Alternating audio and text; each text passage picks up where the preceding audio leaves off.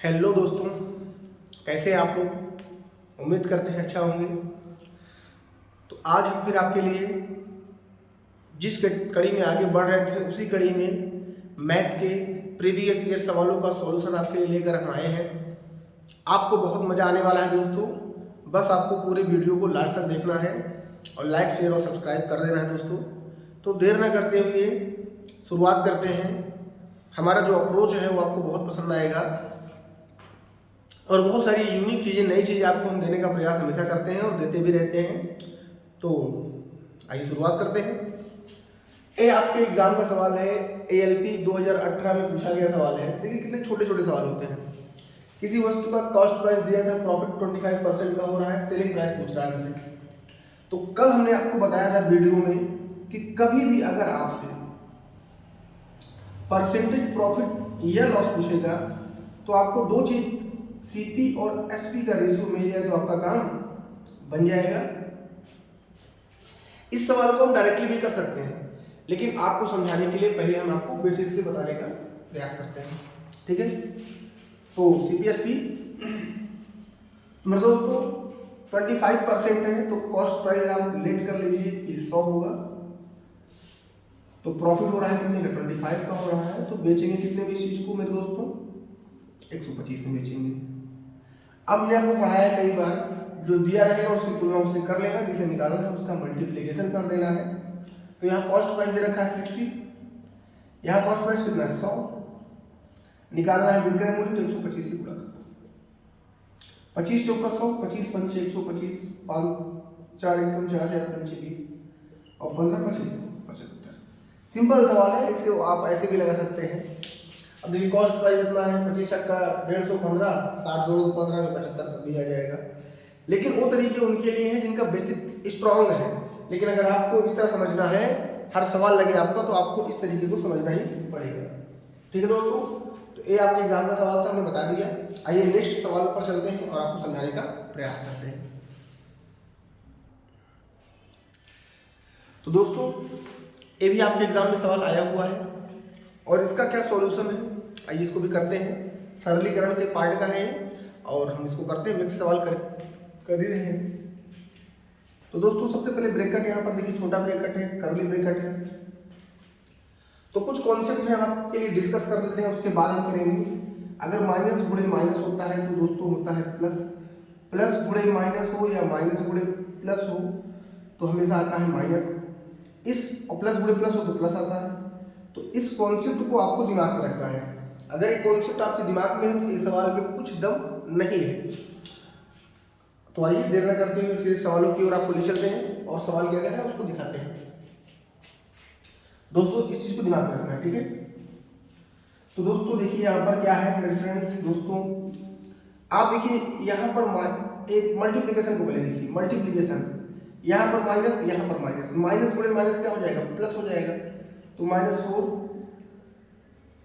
19 minus, minus गुणे minus क्या हो जाएगा, प्लस हो जाएगा। और 8 दूनी कितना हो जाएगा, 16 हो जाएगा मेरे दोस्तों। और 19 में से 16 गया कितना आएगा, 3 आ जाएगा मेरे दोस्तों। और 4 3 कितना हो जाएगा, -12 हो जाएगा। माइनस गुणे प्लस माइनस होता है। इस सवाल का हमारा उत्तर कितना हो जाएगा, -12 हो जाएगा। मिक्स सवालों की श्रृंखला में प्रैक्टिस करने पर फायदा यही होता है दोस्तों कि हमें मल्टीपल क्वेश्चन और मल्टीपर्पज क्वेश्चन मिलते हैं और हम आपको समझा भी रहे हैं लगातार। ठीक है, तो आइए नेक्स्ट सवाल पर चलते हैं और समझाने का आपको प्रयास करते हैं।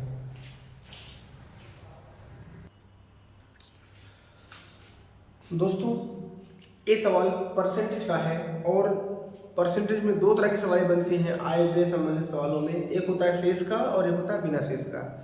तो शेष के टाइप के सवाल है ये, तो इसको कैसे सॉल्व करेंगे, डिटेल सॉल्यूशन क्या है, इस पर हम चर्चा करने वाले हैं।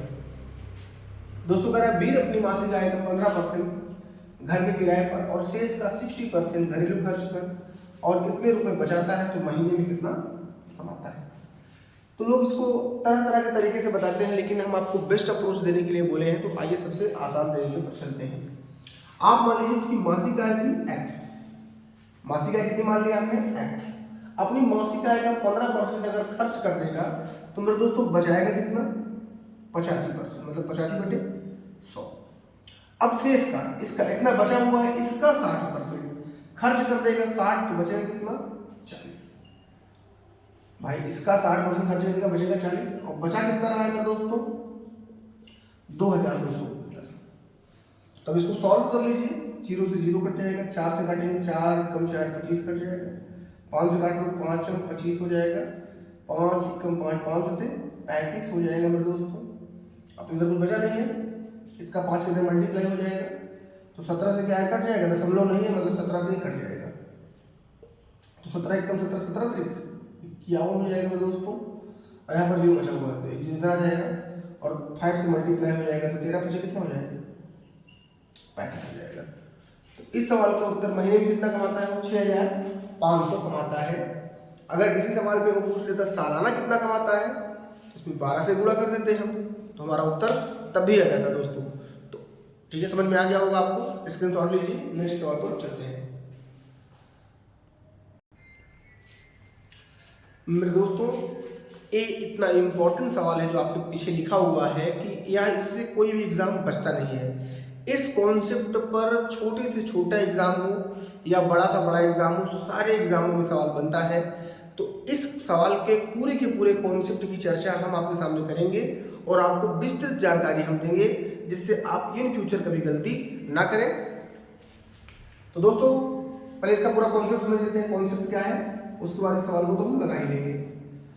कॉन्सेप्ट में दोस्तों एक समीकरण है ax1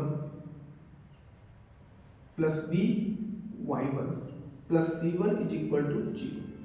दूसरा समीकरण है ax2 plus by2 plus c2 is equal to 0। ठीक है दोस्तों, एक बार तुम्हारा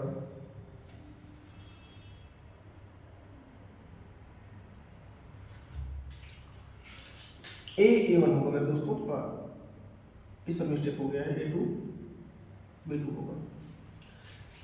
अब इससे 3 रिजल्ट बनते हैं, इन तीनों रिजल्ट की हम चर्चा बारी बारी से आपके सामने करने वाले हैं।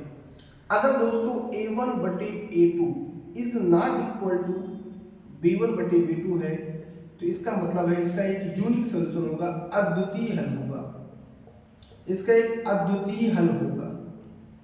अगर इसका कंडीशन हुआ तो अगर a1 बटे a2 is equal to b1 बटे b2 is not equal to c1 बटे c2, इसका कोई हल नहीं होगा, नो सॉल्यूशन, कोई हल नहीं होगा। और अगर ये तीसरी कंडीशन a1 बटे a2 is equal to b1 बटे b2 is equal to c1 बटे c2, इसके अनंत हल होंगे। अगर इस तरह हो गया तो इसके अनंत हल होंगे। तो मेरे दोस्तों एक कॉन्सेप्ट है कि अगर इस तरह की कंडीशन होगी तो पूरी की पूरी जानकारी, अगर a1 बटे a2 is not equal to b1 बटे b2 तो अद्वितीय यूनिक सॉल्यूशन होगा। अगर इस तरह होगा तो कोई हल नहीं होगा और अगर इस तरह हो गया तो अनंत हल होगा। इस कॉन्सेप्ट पर न जाने कितनी बार, बहुत ज़्यादा बार एग्जाम में सवाल आया हुआ है और ये सवाल आपके AIP प्रीवियस ईयर का सवाल है, तो इस पर भी हम इस सवाल को कर सकते हैं। अब देखिए दोस्तों, हल करते हैं इसको। इस 16 को उधर से इधर लाएंगे तो प्लस है तो माइनस हो जाएगा, इज इक्वल टू 0 कर देंगे। a1 इसके सामने कितना है दोस्तों, हल करते हैं। a1 कितना है 1 बटे यहाँ पर कितना है 2 बराबर यहाँ पर 2, यहाँ पर कितना है 4 इज इक्वल टू यहाँ पर -8 है और वहाँ पर -16 है, ये माइनस प्लस हो जाएगा। 2 1 कम 2 2 दूना 4 8 1 कम 8 8 दूनी 16, 1 बटे 2 1 बटे 2 1 बटे 2, मतलब हलों की संख्या कितनी होगी मेरे दोस्तों यहाँ पर, तो इसमें कितने हल होंगे, अनंत हल होंगे। इस प्रश्न का हमारा उत्तर होगा, इस सवाल के कितने हल होंगे, अनंत हल होंगे, अनंत सॉल्यूशन होंगे इसके, मतलब अनंत हल होंगे। अब आपको इसको दिमाग में रखना है, ठीक है, समझ में आ गया होगा। इस पर आधारित ज्योमेट्री पर भी सवाल बनता है तो वहां पर आएगा, तो वहां पर हम चर्चा करेंगे, सवाल आएगा तब आप इसका स्क्रीनशॉट मारिए पूरा, फिर हम नेक्स्ट सवाल पर चलते हैं।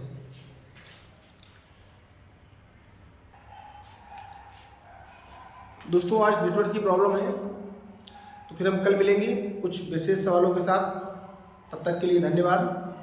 अब आपको वीडियो बहुत अच्छा लगा होगा, छोटे समय में कम चीज़ें है भाई, क्या कर सकते हैं इसके लिए, पूरा आपको हम देंगे और देते रहेंगे। आज नेटवर्क नहीं है, आज मैं जीएस की भी क्लास लेनी है, ठीक है। फिर मिलेंगे नेक्स्ट क्लास में।